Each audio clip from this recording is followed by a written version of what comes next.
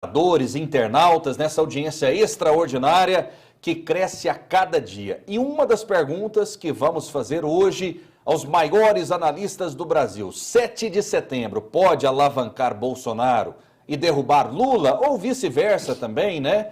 Muita gente também da oposição acreditando que pode ser um tiro no pé, enquanto os bolsonaristas acreditam que pode acontecer uma grande virada a partir de então. Você participa por meio do nosso YouTube, se inscreva, tá bombando, dá o joinha, é de graça e você tem acesso a todo o nosso conteúdo e ainda nos ajuda a divulgar esse conteúdo extraordinário, jornalismo verdade aqui da TV Brasil Central. São muitos assuntos, começaram alguns debates políticos, estaduais, e a gente já vê troca de farpas entre esses governadoriáveis, presidenciáveis, daqui a pouco também, esses debates vão acontecer. Na sua opinião, vale tudo, pode tudo, né? Faz parte do show, faz parte da política, essa troca de gentilezas? Comigo, os maiores analistas do Brasil. Promotor de Justiça Fernando Krebs. Boa tarde, tudo bem? Seja bem-vindo. Boa tarde, Rafael. Boa tarde, Oséias. Boa tarde, Débora. Boa tarde, telespectadores, ouvintes, internautas. Oséias Varão, boa tarde. Tudo bem, Oséias? Boa tarde, Rafael. Boa tarde ao promotor Fernando Krebs, a Débora, aos nossos telespectadores, internautas e ouvintes. É um prazer estar aqui mais uma vez. Sem perder tempo, eu vou acionar a Débora Moraes, que tem assuntos polêmicos, bombásticos. É fogo no parquinho, literalmente, Débora. Bora então começar com a pergunta do dia, porque foi dada a largada oficialmente a corrida eleitoral. Depois de homologadas as candidaturas, a TV Band de São Paulo realizou o primeiro debate entre os candidatos ao governo. E a chapa começou bem quente por lá, tá? Daquele jeito, debate, como a gente às vezes espera. Tarcísio de Freitas, do Republicanos, Fernando Haddad, do PT e Rodrigo Garcia, do PSDB, trocaram algumas farpas. Vamos ver um trechinho. Solta primeiro. Brasileiro. Eu vou fazer uma pergunta, mas agora para a plateia. Vou pedir para todo mundo entrar no Google e digitar aí, pior prefeito de São Paulo. Depois me falem as respostas. Como eu fui agredido aqui pelo Tarcísio, quem for ao Google, digita genocida. Vocês vão ter uma surpresa também para saber quem matou mais de 600 mil brasileiros. E até teve aplauso da plateia, mas enfim, parece que a tendência vai ser essa mesmo, já que desde a pré-campanha os candidatos vêm falando uns dos outros. Mas será que debate, a gente, é lugar para esse tipo de comentário, insultos, né? E o que é a nossa pergunta do dia, quer saber? Responde aí. Será que a baixaria faz parte do debate político? 32017720? Será que a gente prefere debater só projetos e planos, propostas de governo? Ou a gente gosta de uma treta, de um fogo no parquinho, né, Rafael?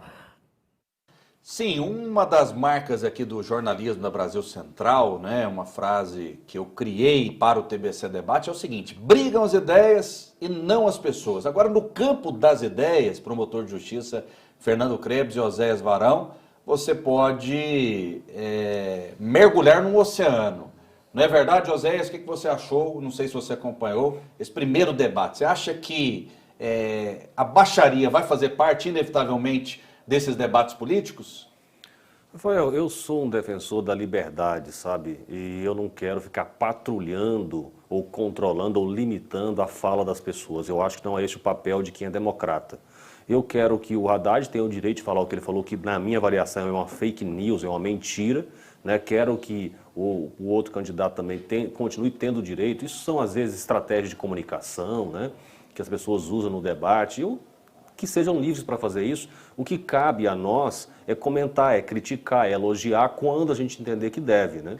Então, só para você ter um exemplo, essa fala do Haddad de que o Bolsonaro é responsável pela morte de mais de 600 mil pessoas, ela não encontra nenhuma relação com a realidade. Isso é apenas uma acusação que tem o objetivo político de desmoralizar o presidente. É uma mentira, inclusive, como eu disse. Por quê?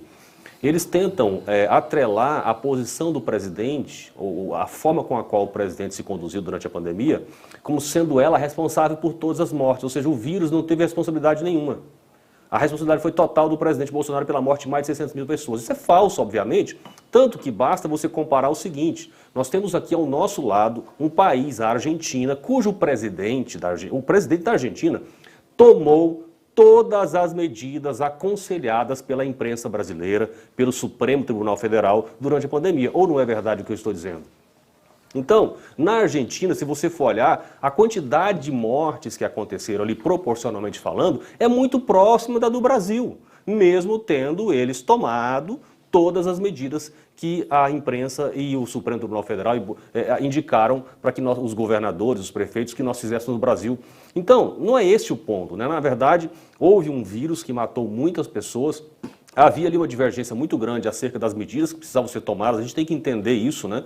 O presidente foi aquele que defendeu que nós devíamos ter medidas equilibradas, nós precisávamos lutar contra o vírus, mas também precisávamos garantir o sustento, o emprego, a alimentação das pessoas, não impedindo-as de trabalhar. Eu acho esse posicionamento extremamente equilibrado, extremamente razoável, e foi isso que o presidente Bolsonaro fez.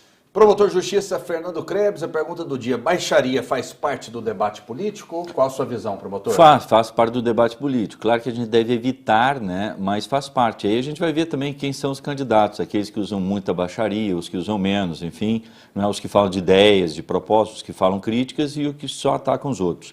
Então você faz essa diferenciação, mas na democracia faz parte, né? A gente não tem como pegar o debate político e engessá-lo, né? Eu gosto muito do jornalismo da Bandeirantes, da Rede Bandeirantes, da cobertura das eleições e dos debates. Os debates são longos, eles realmente debatem programas, né? É diferente da Globo. A Globo tem um sistema de debate que ele engessa o debate. Então, quando a Globo vai fazer debate, ela não gosta muito, porque faz muito pouco, né? Ela engessa o debate por completo e ele perde até a graça. Não está no DNA da Globo debate, né? Exatamente. Eu me lembro, eu fui candidato a presidente da Associação Goiana do Ministério Público e eles resolveram copiar o debate da Globo, mesmo perfil. É uma tragédia, é muito ruim, Oséias. É horroroso, você não debate coisa nenhuma. Entendeu? Você finge que faz um debate. E ali não contribui com nada. Então, a Bandeirantes, eu gosto do jeito que eles fazem, eles dão espaço para fazer o debate, eles chamam os candidatos, e eu acho que o debate ele é mais importante do que a propaganda eleitoral gratuita, porque você propicia as pessoas a troca de ideias, né? E deveria ocorrer esses debates, mais do que a própria propaganda eleitoral gratuita, além das entrevistas. Acho que as entrevistas com os candidatos, entrevistas mais longas, também são importantes, para que a população conheça os candidatos, conheça o seu passado, conheça suas ideias, conheça seus projetos e como viabilizá-los. Maravilha. Débora Moraes, mais um assunto para o nosso debate. Bora falar dos nossos candidatos. O ex-presidente Lula, candidato, registrou sábado então a candidatura à presidência da República e no plano de governo protocolado no Tribunal Superior Eleitoral, que ele chamou a política, gente, do atual governo de criminosa e condenou ameaças antidemocráticas. Por outro lado, o Partido Liberal, pelo qual Jair Bolsonaro concorre à reeleição, entrou com 7 ações no Tribunal Superior Eleitoral contra o PT. E Lula contra o PT e contra o Lula também por propaganda enganosa, propaganda antecipada. De acordo com o partido de Bolsonaro, Lula infringiu a legislação eleitoral, adotou um discurso de ódio, fez ofensas gravíssimas à honra e à imagem de Bolsonaro, quando chamou o presidente de genocida, fascista, negacionista e miliciano.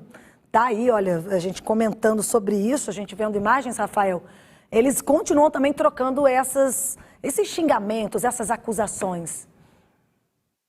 Promotor de Justiça Fernando Krebs, são adjetivos pesados, né? Fascista, genocida, enfim, são adjetivos pesados. Mas não tem nenhum santo aí, né? Eu não vejo nenhum santo. Você que enxerga algum? Porque eu não consigo enxergar nem com binóculo, nem com microscópio. Então, cada um, né? Entendeu? E eu não, quem sou eu para julgar pedrada para tudo quanto é lado, então, né? Quem sou eu para julgar os outros, né? Eu só acho que não há santos, né? Oséias Varão, e aí, Oséias, você acha que o PL tem razão ou é o mimimi? Rafael, você lembra que algum tempo atrás o PL entrou com uma representação para aqueles cantores do Lollapalooza não fizessem defesa do Lula no show, você lembra disso? Depois voltaram atrás, Isso, não foi? Exatamente. Inclusive, antes deles voltarem atrás, eu sugeri que fizessem isso. Eu adoto um princípio seguinte, gente, não vamos querer ficar controlando o que os outros falam. Se eles querem chamar o Bolsonaro de genocida, de fascista, de nazista, podem chamar, gente. Agora, cabe a nós trazer a verdade para a população, expor os fatos para a população. Essas adjetivações, como tantas outras, eu digo inclusive o seguinte, eu quero ter o direito de continuar chamando o Lula de ladrão. Certo? Eu não quero que ninguém venha agora me processar porque eu chamei o Lula de ladrão.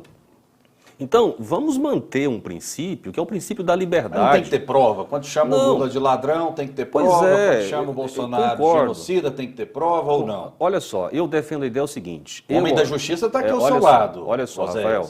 Eu, Oséias Varão, procuro falar sempre aquilo, o que eu falo é sempre fundamentado em fatos. Eu procuro fazer isso, certo? Agora, existem pessoas que não fazem isso. Então, por exemplo, quando eu chamo Lula de ladrão, eu acredito que eu tenho fundamentos para fazer isso. Eu tenho processos instaurados, eu tenho delações feitas, eu tenho provas que constatam e evidenciam isso. Essa é a minha visão.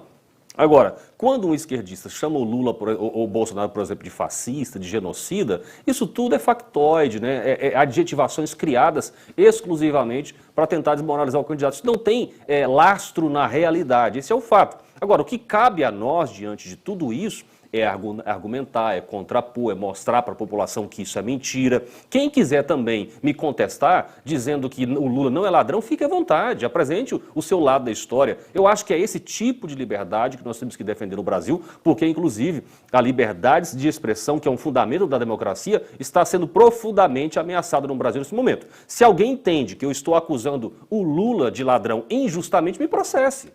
E aí, na justiça, nós iremos ver se eu estou certo ou não.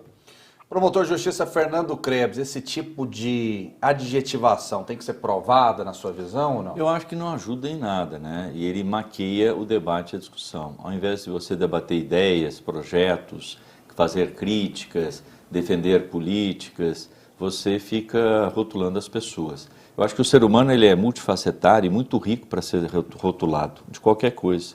Acho até que, a priori, embora se possa admitir em algumas situações, mas a priori até uma falta de educação, né, e de respeito humano mesmo, você ficar rotulando as pessoas. Fulano é A, ou é B, ou é C, ou X.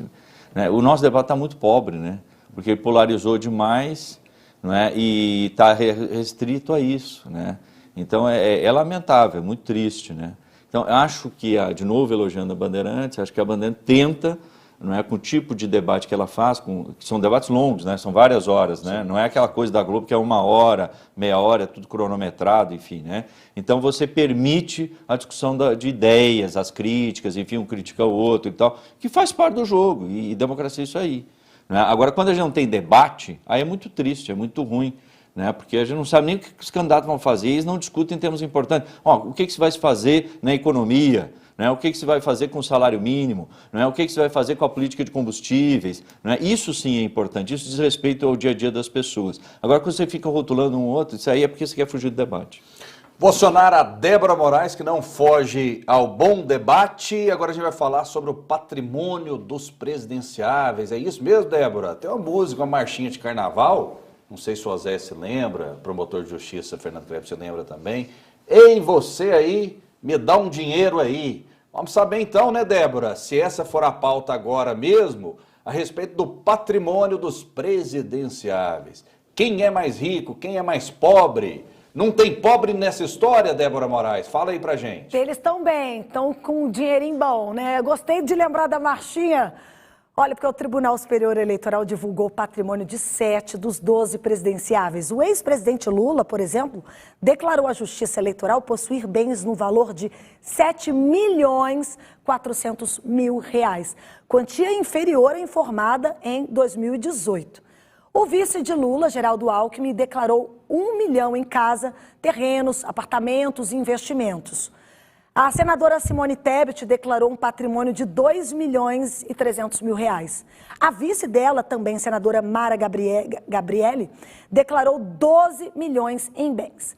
E ainda não estão disponíveis as declarações de Jair Bolsonaro e Ciro Gomes. A gente está aguardando aí para fazer, né, uma comparação, mas é bastante dinheiro, né? Será que foi tudo resultado das eleições, né? Do salário de presidente? Quanto ganha um presidente hoje, gente? Boa pergunta, a gente vai pesquisar aqui, né? Mas é algo em torno de 40 mil reais. Não chega nem a isso. Não chega a isso, não chega chega uns 35 mil bruto. 33 a 35 mil. 35 mil de bruto. 33 por aí. a 35 mil. 35 mas mil tem vários benefícios, né? A questão é a seguinte, o presidente da República ele não gasta com nada, né?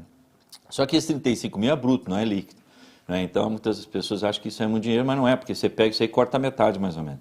né? Mas ele não paga moradia, alimentação, etc. e tal. Mas ainda assim, não é? Se ele pegasse esse dinheiro durante 4 anos, 8 anos, economizasse tudo, né? A pessoa tem que ser muito eficiente para fazer o seu patrimônio crescer, né? Essa questão do patrimônio, ela é muito interessante porque quem é rico mesmo não declara.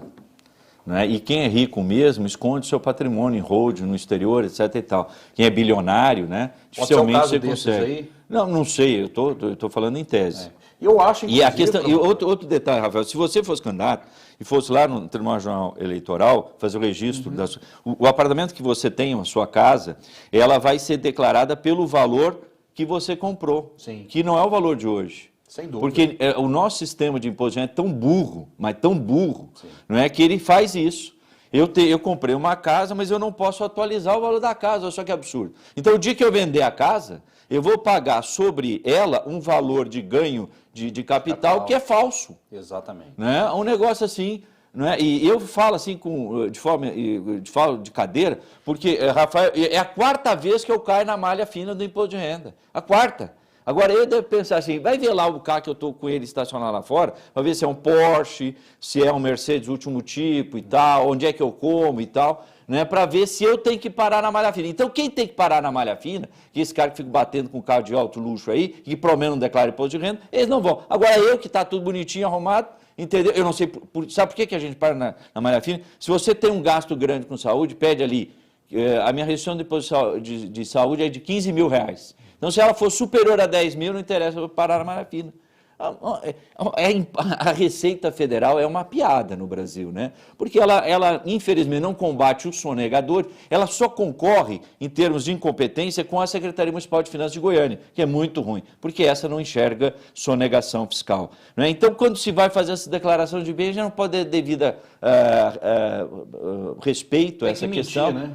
Não, mas é que ela já é mentirosa, porque é a parte de uma mentira que é o valor que você comprou o bem, não do valor do bem hoje. O critério é completamente errado. E eu iria dizer justamente isso, que é a melhor época de para comprar imóvel se esses candidatos vendessem os seus bens pelo valor que eles declaram. Ninguém vende, ninguém vai vender isso. Não tem como, né? Não tem como. Então, a fortuna desses presidenciáveis é muito maior. O promotor de justiça, Fernando Kreves, ele foi cirúrgico. Deve ser. Não é? Não é certeza absoluta que é? Provavelmente. Né? Rafael, eu fiquei curioso agora com um detalhe. Sim. Nós podemos afirmar que o Lula é um milionário, não é isso? Podemos. Quem tem mais de 1 milhão é milionário. Isso, exatamente. Okay? É isso? E o PT defende uma taxação extra de impostos sobre os milionários. Não, sobre as grandes fortunas. Sobre as grandes fortunas, né? O que são as grandes fortunas? São os bilionários ou os muito bilionários? A minha pergunta é se, sendo o Lula milionário, o PT continuaria a favor dessa taxação, né? Mas daí que está, quando se defende as grandes fortunas, não é, você não defende tributar a classe média, média alta, ou mesmo uma grande parcela da classe alta. São os bilionários. São aqueles que, por exemplo, como ministro da Economia, pegam o seu patrimônio e colocam num paraíso fiscal para não pagar tributo. Então, esse aí é que se pretende tributar, no caso, o Guedes, né? Mas o Guedes é bilionário? É. Ele é milionário, pelo ser bilionário, não sei. Mas ele tem muito dinheiro, tem tanto dinheiro que ele coloca num paraíso fiscal. Nenhum de nós aqui coloca dinheiro em paraíso fiscal, porque a gente não tem nem para pagar as contas, muito menos para colocar em paraíso fiscal. Até onde eu me lembro, o patrimônio do Guedes ainda não é bilionário, eu já acompanhei esse debate há algum tempo. Se eu não estiver enganado, inclusive, nós temos poucos bilionários no Brasil. Eu diria assim, não passa de... Eu, sendo otimista, eu não tenho o número exato aqui agora, mas tenho quase convicção de que nós não temos mais do que 50 bilionários no Brasil. Sabe? Mas, Osés, a questão dos bilionários, ela é difícil no mundo inteiro. Porque como o cara coloca o dinheiro no paraíso fiscal, como é que você vai saber o patrimônio efetivo dele? Né? Mesmo aqueles que são bilionários no Brasil, quanto que eles têm dinheiro fora? Em paraísos fiscais que eles não declaram, que não tem que declarar. Essas declarações aí revelam isso, né? Simone Tebet não tem só isso, na minha visão. Eu não sei, né? Lula não tem só isso, na minha visão. Ciro vai declarar um valor menor.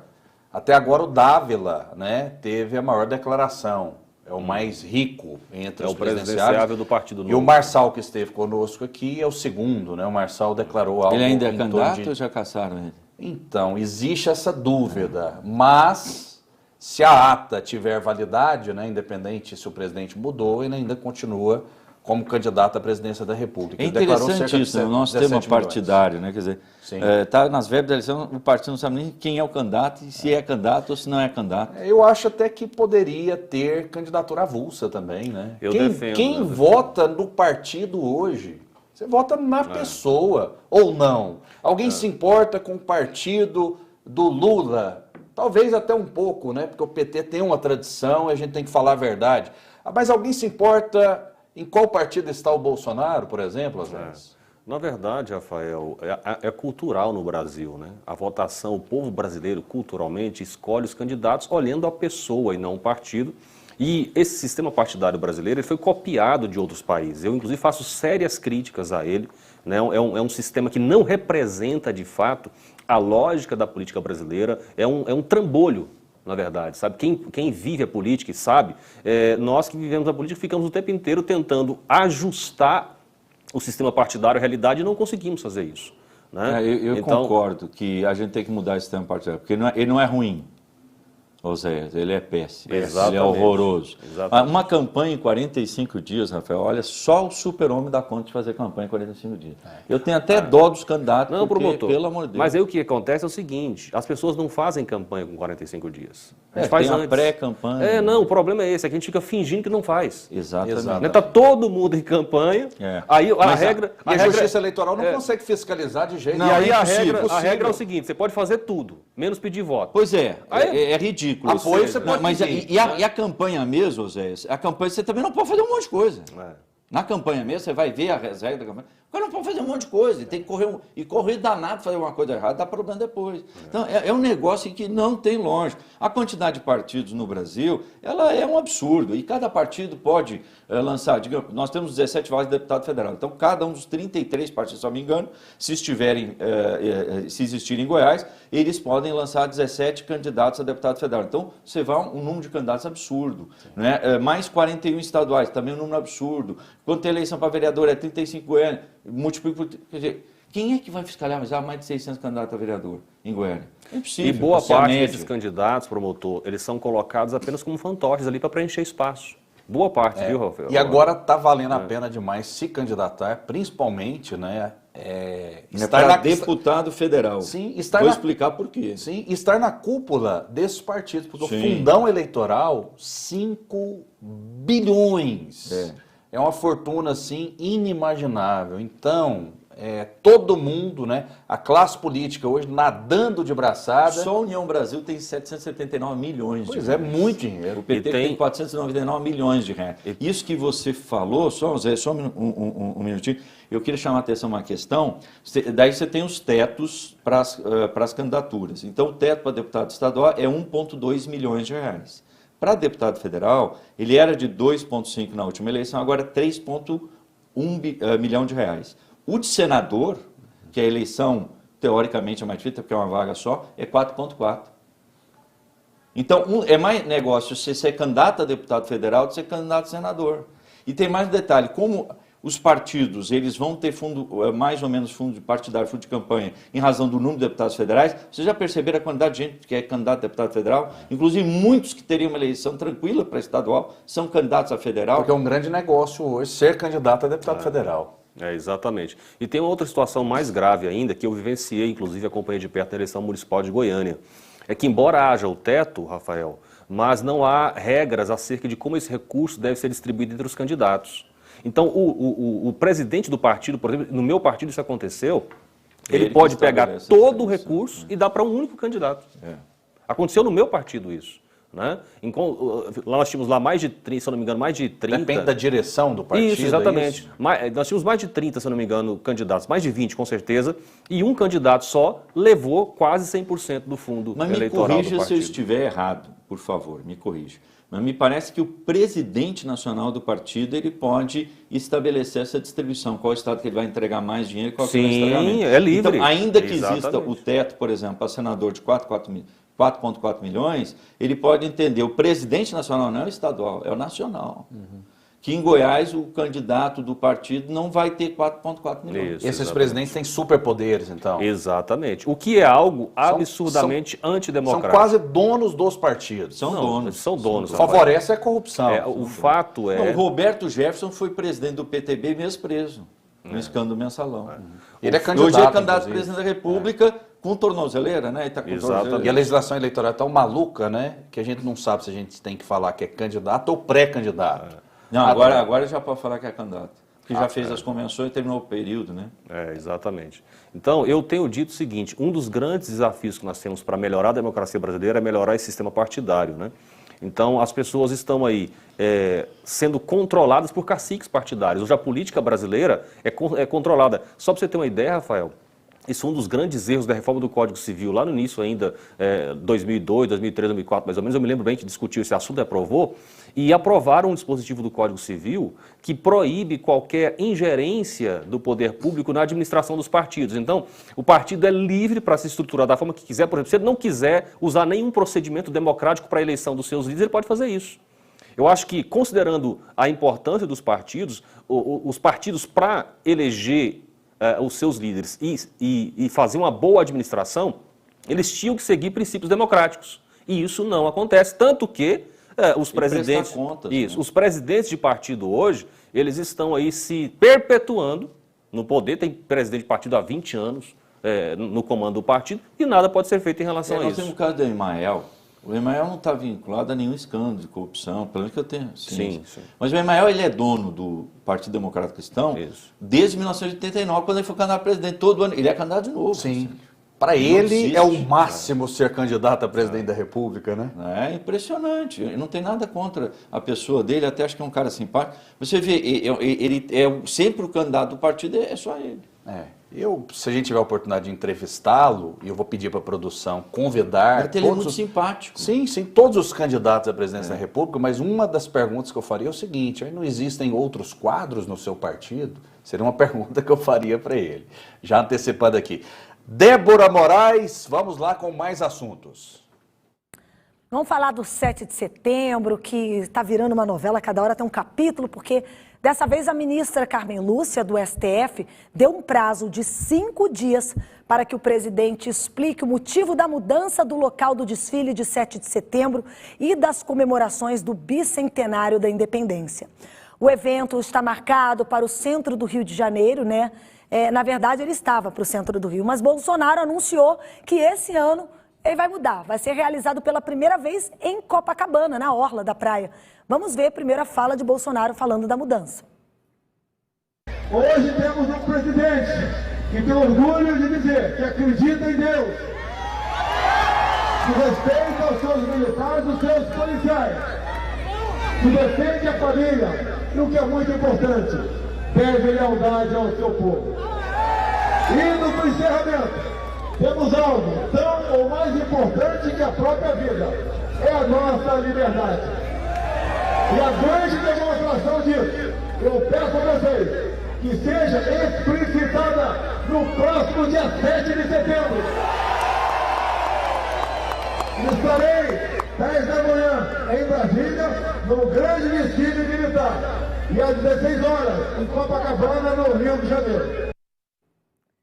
E esse assunto tem gerado divergências entre o presidente e o prefeito do Rio de Janeiro, Eduardo Paes. Inclusive, Rafael, esse tema também da mudança, tirar ali do centro, são 200 anos, né, e jogar para a orla, né, da praia, gerou também uma revolta do general da reserva, Paulo Chagas, que era um antigo aliado, então como é general, militar, mas dessa vez ele também se colocou contrário, né, dizendo que era algo fora de propósito e questionando a decisão de Bolsonaro de fazer essa troca. Muito bem, vou passar a bola aqui para os maiores analistas do Brasil. Osés Varão, 7 de setembro pode alavancar Bolsonaro e derrubar Lula, na sua opinião? Pode acontecer uma grande virada ou será um tiro no pé? Qual a sua avaliação, Oséias? Rafael, o 7 de setembro é uma data, eu acho que todo patriota valoriza, né? É um momento de comemorarmos, de celebrarmos a independência do nosso país. E nós temos visto um sentimento patriota ressurgindo no Brasil ao longo desses últimos anos. Nós nos acostumamos a ver a celebração dos brasileiros usando as cores verde e amarela apenas na época da Copa do Mundo, né? Então, hoje, isso foi levado para a política, principalmente mediante a liderança do presidente Bolsonaro, e na minha avaliação é um sinal positivo, né? O povo resgatou a sua bandeira, resgatou as suas cores.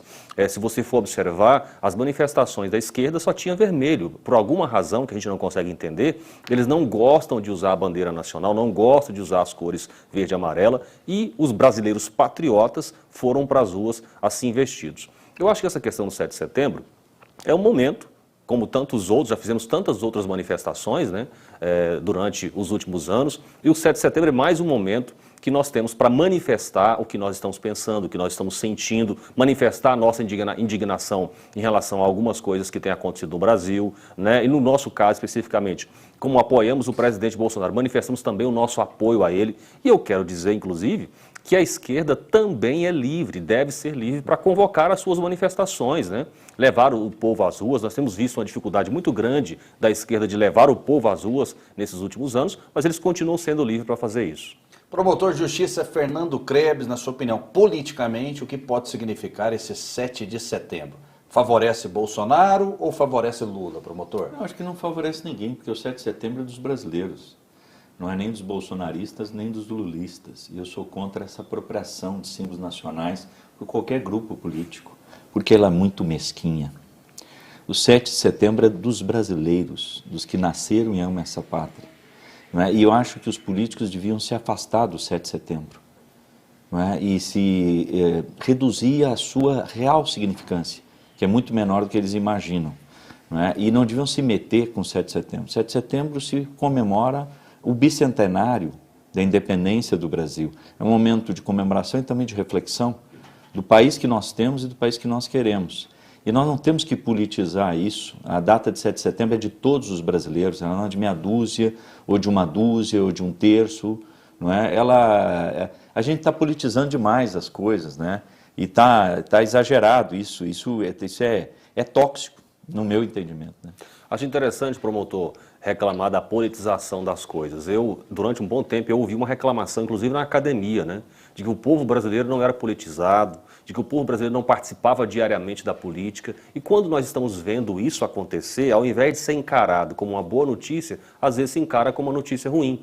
Eu acho que o povo deve sim participar, o povo deve se manifestar livremente. Eu acho que esse é o princípio que tem que prevalecer. Eu inclusive, sou muito feliz com o que está acontecendo no Brasil, porque, de fato, o povo brasileiro se tornou mais politizado nos últimos anos, né? Está mais comprometido, mais engajado. Isso se deve, em grande medida, às redes sociais, que democratizaram a comunicação, generalizaram a interação entre as pessoas, né?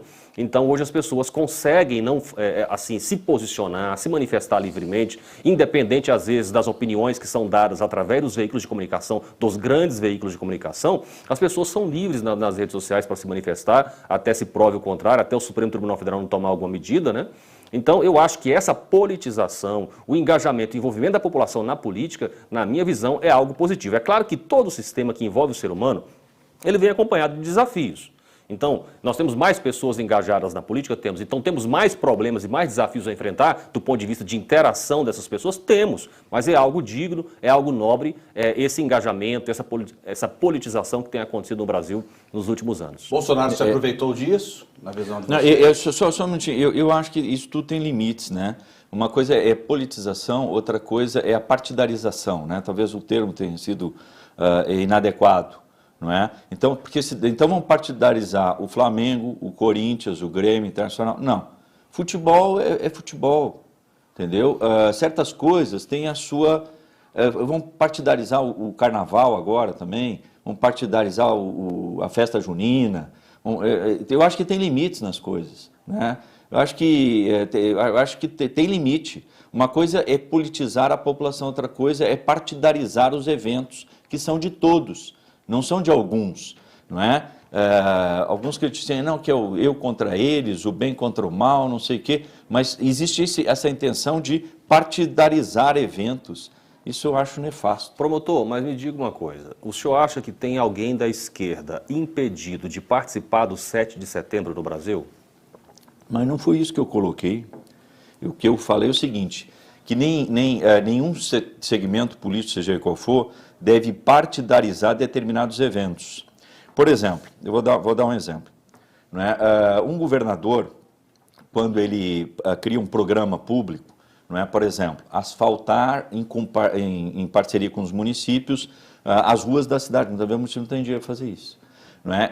Ele não pode discriminar os da direita e da esquerda sendo meio do lado do partido dele ou que é contra. Sim. Compreende? Uhum. Não é? Nesse particular, eu nem sei se eu posso falar isso. Você viu que neurose que a gente... Não, não vou nem falar, então eu vou falar que sim, que um governador da Via Láctea, de um outro planeta, né, ele fez isso num estado, eu não sei qual, entendeu? Entendeu? E foi até aplaudido por isso. Compreende? Sim. Então, é nesse sentido, a gente tem que ser mais republicano, entendeu? Governar para todos. Então, tem atos que é para todo mundo, entendeu? Então, o jogo eu não quero saber, eu gosto muito do Renato, adoro o Renato. Mas não quero saber a opinião política do Renato. Ele que vai, num outro espaço, ele usa a opinião dele. Nem quero saber do Roger, porque isso não vem ao caso. O Roger está ali administrando, treinando o Grêmio. E o Grêmio, ele é de bolsonaristas, de lulistas, de tudo quanto é gente, entendeu? Então tem certas coisas, né? A TBC né, não é de um lado ou de outro, a TBC é dos goianos. Sim. Compreende? Então, acho que a gente, essa coisa eu não sou contra a politização, por óbvio, né? Mas eu sou contra essa coisa do partidarização, vem lá e toma um negócio. Apropriação. Isso. Essa é a palavra. Né? Isso. Nesse sentido. Mas isso aí, eu vejo assim, Rafael, é igual reclamar que o bolsonarismo se apropriou da bandeira do Brasil do verde e amarelo. Espera aí, não é essa a questão. A questão é que a esquerda desprezou a bandeira do Brasil verde e amarelo ao longo das décadas. E, portanto, o que o Bolsonaro fez, isso não foi nem proposital. Vamos nos apropriar da bandeira do Brasil. Não, é que nós temos esse sentimento. Esse sentimento veio antes do Bolsonaro, naquelas manifestações a favor do impeachment, exatamente. A partir de 2013. Exatamente. Pois é, mas daí então, as pessoas saíram com a bandeira do Brasil, espontaneamente. Mas a bandeira, ela é de todos. Exatamente. Ela não tem dono. Aquela manifestação Ninguém tem que se apropriar disso. Foi espontânea, não foi? Surgiu como um meteoro. Sim, aconteceu, né? Pois é, mas o que eu acho, promotor, é o seguinte, o que o senhor está chamando de apropriação, na verdade, é a disposição que uma parcela dos brasileiros hoje tem de usar a bandeira. Não é uma questão de apropriação no sentido negativo. Nós, patriotas, queremos usar a bandeira. Qual o problema disso? Nas nossas manifestações, nós queremos usar a bandeira. Qual o problema disso? Mas passou a usar... Não, eu acho que qualquer um pode usar a bandeira brasileira. Mas a bandeira é dos brasileiros. Sim. Ela não é do grupo A, B ou C. Exatamente. E quando você tem esse movimento que todos no mesmo grupo se pegam aquele símbolo, se apropriam como se dele fosse, isso é que está errado. Assim como, voltando lá para a declaração do técnico, eu vou dar 2 exemplos. Eu adoro o Renato. Pô, o Renato tem uma estátua lá no Arena. Né? O Renato era bolsonarista. Eu não quero saber da opinião do Renato. Eu não estou julgando o Renato por ele. Eu quero saber de título. Isso ele me deu um monte.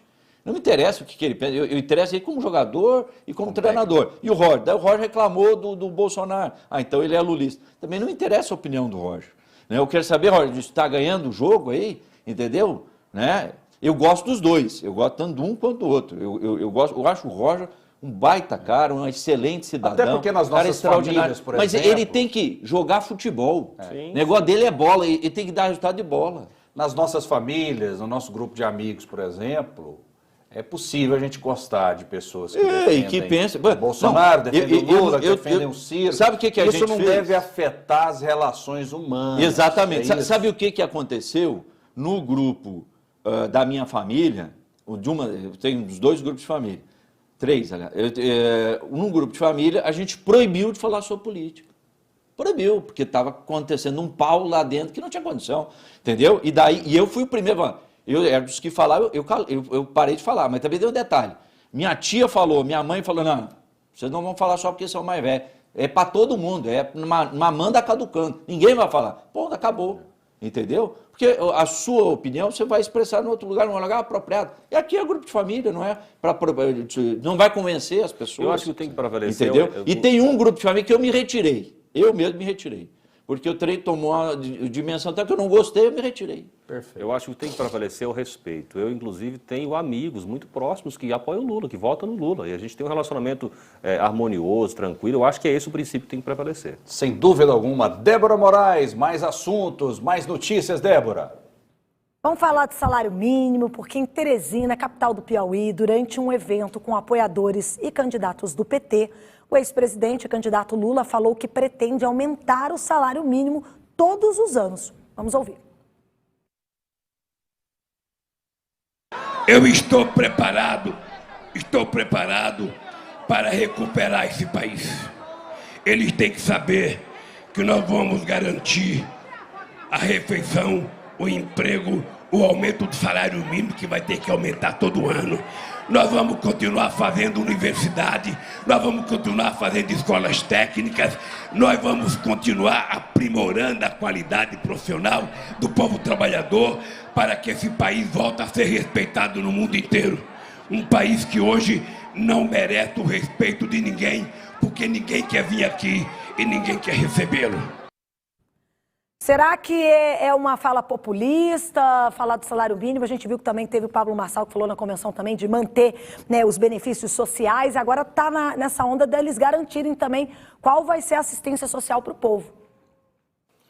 Só para deixar claro que o salário mínimo há muitos anos ele é reajustado, não é verdade? Agora, se é reajustado de maneira satisfatória, são outros 500. Oséias Varão, essa fala do Lula, quando ele foi presidente mesmo, o salário mínimo ele tinha um reajuste justo ou sempre teve reclamação por parte dos trabalhadores, Oséias? Olha, Rafael, o valor do salário mínimo no Brasil não é suficiente para cobrir as despesas básicas de qualquer cidadão, isso desde sempre, né? O nosso desafio enquanto país é aplicarmos um ganho real no salário mínimo anualmente. Eu acho que esse é um grande desafio. Agora, é claro que para isso, no Brasil, recentemente a gente tem tido aumentos, não tem tido aumentos até onde eu sei em relação ao ganho real, mas tem tido os aumentos, né? Agora o Lula, ele fala muita coisa, assim, ele solta palavras aleatórias ao vento, ele quer alcançar a parcela da população com algumas informações simplistas, né? Mas eu queria muito, se eu tivesse a oportunidade de perguntar para o Lula, ele disse que vai fazer um monte de coisa aí, né? Eu queria saber se ele vai continuar roubando o Brasil. Eu queria saber se ele vai continuar implantando o maior esquema de corrupção já investigado na história do Brasil. Se ele vai trazer isso de volta para o governo. Eu acho que essa pergunta precisa ser feita a ele também. Muito bem, antes do promotor, olha só, na época do Lula, o salário mínimo. Vamos ver um pouquinho da evolução, né? Para a gente trazer dados aqui e até para aprofundarmos o debate. Vou a partir de 2004, porque em 2003 era R$240, ele assumiu em 2003, no primeiro mandato. Depois foi para 260 em 2004, 350 em 300 em 2005, 350 em 2006, 2007 380, 2008 415, 2009 465, 2010 R$510. Não foram grandes aumentos, eu estou com a tabela aqui. Mas você tem que levar em consideração, você tem que levar em consideração, durante os governos anteriores, os governos do PT, houve aumento não apenas da inflação, mas também aumento real, não é? Esse aumento real tinha por base o PIB. E nós temos que aumentar o poder aquisitivo da população para termos um mercado interno forte, um mercado interno que volte a consumir. Quanto mais ele consumir, mais gira a economia, mais empregos serão gerados, mais indústrias vão crescer, todos ganham.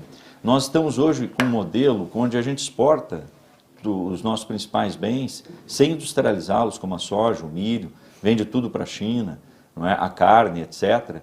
E nós temos que nos voltar para o mercado interno. Economia forte é aquela que tem um mercado interno forte, poder aquisitivo alto. Me preocupa muito, Rafael, a criação de empregos com 1, 2 salários mínimos. Os empregos que são gerados no Brasil hoje são péssimos, são muito ruins. 1, 2 salários mínimos. Eu te pergunto, seus filhos, os meus, quanto que eles vão ganhar? Né? Se fala que é um desafio mundial, que os nossos filhos ganhem menos do que a gente ganha. Né? Então, isso me preocupa. Então, quando a gente se preocupa com a economia do país, né, me preocupa muito a desindustrialização do Brasil, de Goiás também. Né? O meu amigo Sandro Mabel, presidente da FIEG, ele é um defensor entusiástico, né, dos incentivos fiscais, e me ajudou a convencer-me de uma impressão que eu tinha sobre os incentivos fiscais que era ruim, né? Porque os incentivos fiscais são fundamentais para um estado como Goiás, que é um estado agropastoril, se industrializar, gerar empregos mais qualificados, com salários maiores. E esses salários maiores vão melhorar a economia das suas cidades. Vamos pegar lá a Caramuru em Itumbiara, imagine tirar a Caramuru de Itumbiara, o desastre econômico que não seria. Agora, quando eu ouço o Alberto Caramuru dizer assim, ó Fernando, a soja que eu preciso para fazer óleo de soja, está indo tudo para a China. Não fica mais nada aqui. E tem mais um detalhe, você sabe que não paga tributo? Por causa da Lei Candir não paga tributo. Vai tudo sem imposto.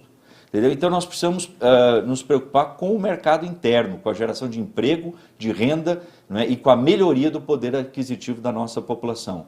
Porque é assim que a população vai comer mais, vai ter acesso a bens de consumo, TVs, geladeiras, etc. A sua casa própria também. As pessoas hoje não conseguem comprar casa própria. Eu construí 2 casas, ali em Aparecida de Goiânia, uma delas eu vendi. A pessoa tem que comprovar 10 mil reais de renda para comprar uma casa de 300 mil reais, que é um apartamento de 2 quartos. Fica difícil. Está difícil demais. Fica difícil. A pessoa que trabalha, só para concluir, a pessoa que trabalha lá em casa, não é? Eu tenho tentado, ela mora de aluguel, paga, parte do salário dela vai para aluguel. Eu tenho tentado viabilizar que ela consiga adquirir uma casa própria, ela não consegue. Ela não tem renda para isso. Entendeu? Então, agora, quando você constrói a casa popular, você gera emprego, você gera tributo, não é? Você mexe com o mercado. Movimenta a economia. A construção civil é fantástica, uma baita indústria nacional que nós temos. Né? Eu tenho uma menina que me manda todo dia, ela é de uma distribuidora de materiais de construção, desesperada tentando vender produtos que ela não consegue vender. Antes, algum tempo atrás, alguns meses atrás, eu ligava para ela, não conseguia falar com ela porque ela tinha gente demais para atender, para vender. Agora está desesperado para vender porque não consegue vender. Então, nós temos uma economia parada, estagnada, estabilizada. Né? Isso é péssimo. Na área da construção civil, não, promotor. Ah, mas a construção civil para nível popular, né? Não para a elite, não para quem tem dinheiro, não para quem é sojicultor, para quem exporta, mas para quem trabalha lá embaixo, no último degrau da pirâmide, né, e vai morar na periferia dos grandes centros, essa parou. Pois não, Oséias, para a gente mudar de assunto, Oséias. O promotor tocou num assunto aí que sempre foi objeto da minha preocupação, que era o seguinte, por que os produtos brasileiros são exportados sem antes serem industrializados? Eu acho que a gente sempre defendeu essa ideia, mas precisa agregar valor, era essa a preocupação que a gente tinha, né? E ao estudar esse assunto recentemente, o que eu percebi, promotor? Por que os chineses não compram o produto brasileiro industrializado e sim in natura? É porque a mão de obra chinesa para industrializar esse produto é muito mais barata. E isso decorre de uma conjuntura brasileira que é o seguinte, os encargos trabalhistas, eles correspondem a quase o dobro do que você paga para aliás, corresponde a quase o mesmo valor que você paga para o trabalhador.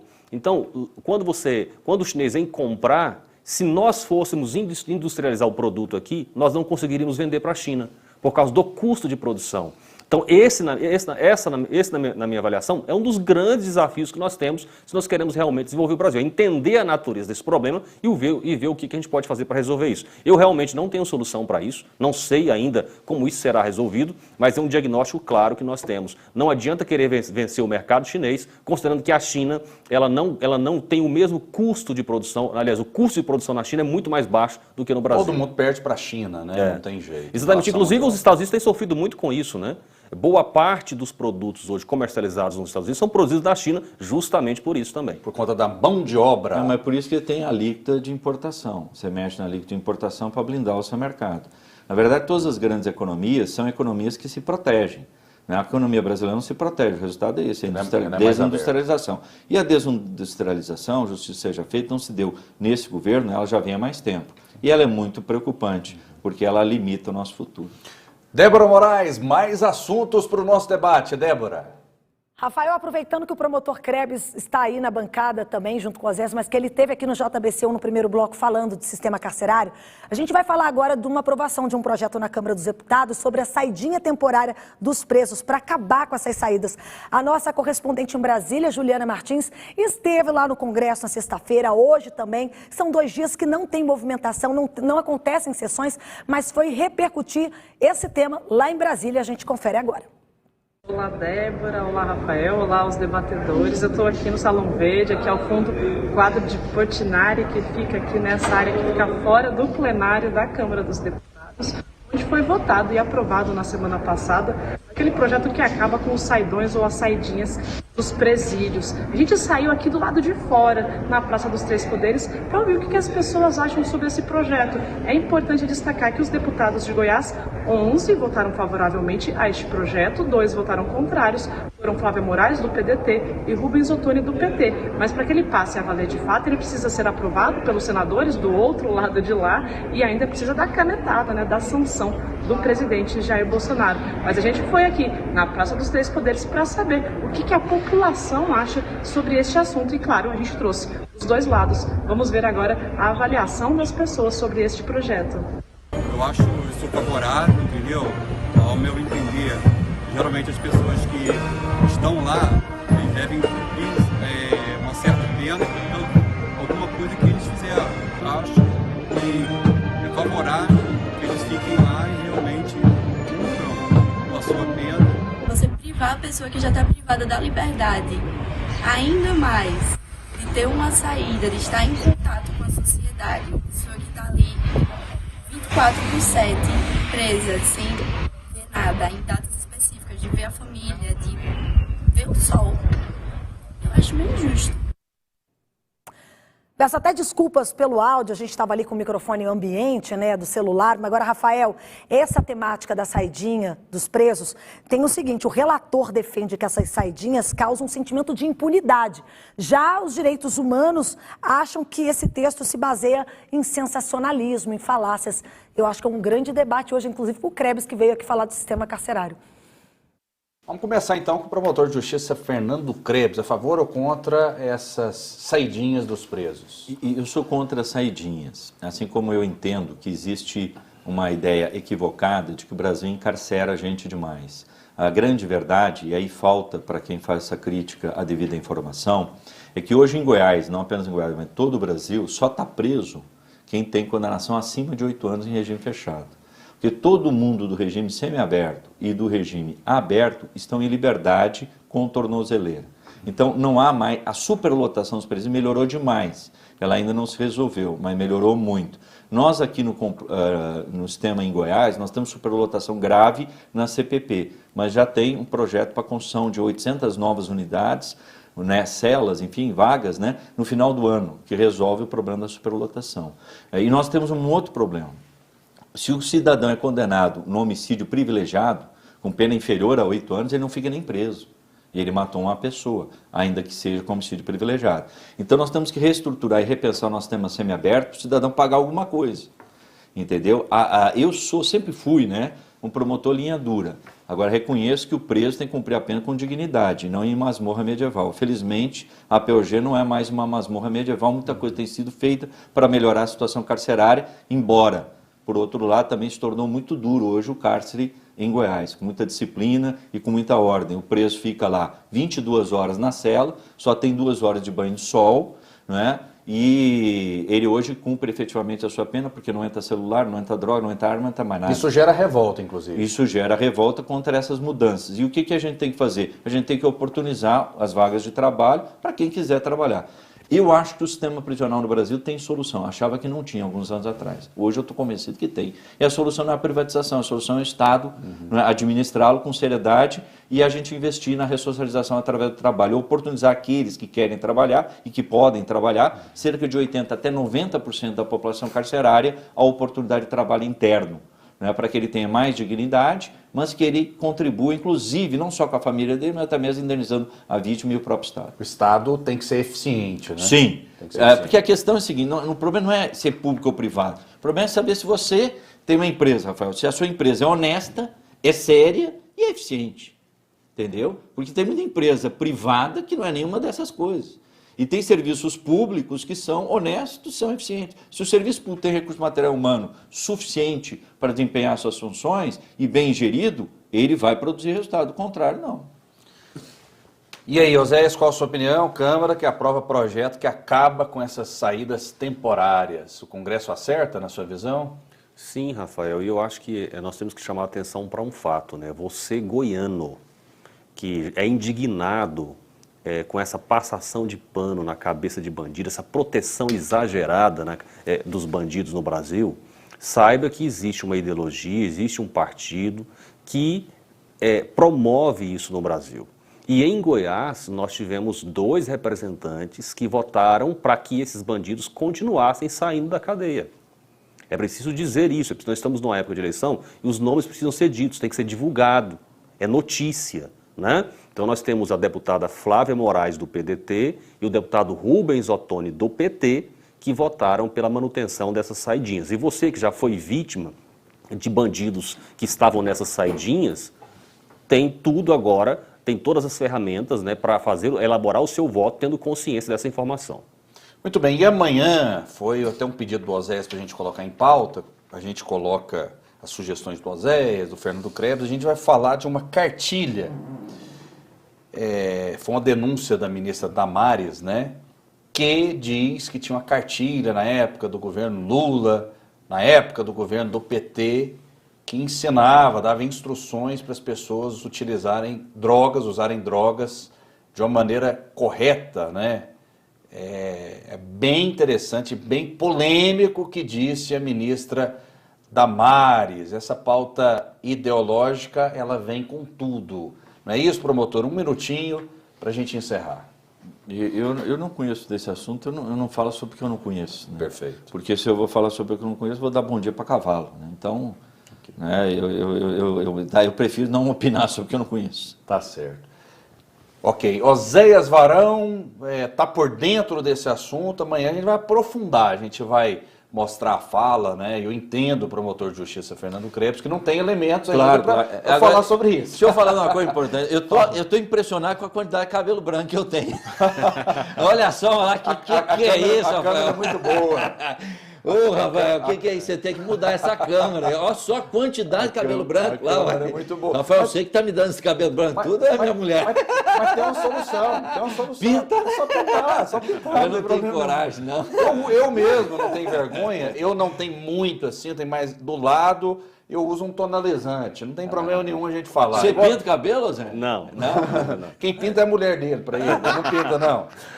Oséias, aí, sobre a cartilha, um minutinho para a gente encerrar. Na verdade, Rafael, isso foi repercutido de ontem para hoje, né? Aquele influenciador digital Felipe Neto, porque a ministra Damares anunciou, fez a divulgação disso no Twitter dela, dizendo e mostrando, inclusive em vídeo no canal do YouTube, né, essa cartilha que o governo Lula fez na época para ser distribuída e orientando as pessoas a como fazerem uso do crack, a como fazerem uso do êxtase, né? Inclusive na cartilha diz assim, olha, você não tem que ficar desincentivando a pessoa a usar, orientando os profissionais da saúde aí como proceder com esse assunto. Ela divulgou. O Felipe Neto, indignado, achou um absurdo. Como assim? O governo Lula nunca fez uma cartilha como essa. Ele achou um negócio tão absurdo que ele achou que era impossível. Achou que era uma invenção. Isso, o governo Lula ter feito. E aí a ministra Damares foi lá e mostrou, né, inclusive os links da época, tudo direitinho. Ela provou nesse vídeo, que a gente vai trazer à tona aqui amanhã para o debate. Claro. Ela mostra a cartilha, na verdade. Fui eu que te mandei o vídeo. Então ela mostra a cartilha, mostra inclusive que houve uma ação no Congresso Nacional para impedir a distribuição dessa cartilha, acho que em 2006, né, isso está registrado nos anais ali do Congresso Nacional. Então, de fato, embora pareça absurdo, o governo Lula produziu uma cartilha para orientar as pessoas a usarem crack. Qual ministério na época? Eu não me informei acerca de qual ministério, mas é fato que isso aconteceu. Okay. Muito obrigado, Oséias. Boa tarde. Eu que agradeço, Rafael, agradeço também ao promotor Fernando Krebs pela oportunidade do debate, a Débora que está lá no estúdio, aos nossos telespectadores, ouvintes e internautas. Promotor, muito obrigado. Um grande Boa abraço. tarde, Rafael, Oséias, Débora, telespectadores, ouvintes e internautas. Débora Moraes, um grande abraço para você. Boa tarde. Vem aí o TBC Esporte com as notícias do futebol. Obrigada a vocês também, Oséias, Kreves, Rafael. Eu tô até olhando o cabelo branco aqui também, depois que o Kreves falou, já botei o louro, já tô até querendo voltar a ficar morena. Tô impressionado que o Oséias não pinta, gente, não é possível, mas tá bem, genética é boa. Beijo pra vocês, meninos.